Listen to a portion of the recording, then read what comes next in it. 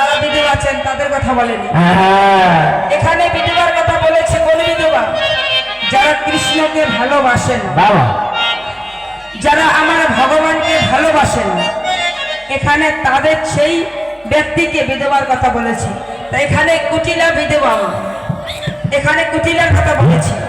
এখানে যেহেতু কুটিলা বিধবা, কুটিলা কৃষ্ণকে দেখতে পারে না, নাম শুনতে পারে না, তাই এখানে কুটিলাকে বলেছে এই যে বিধবার কথা। তাই এবার ললিতা বলছে, এই কুটিলা,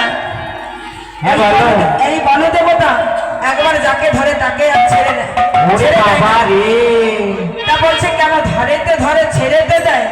বলছে না রে, এই বনদেবতার স্বভাব যাকে একবার ধরে জোর করে তুলে নিয়ে যায়। তবে একটা উপায় আছে।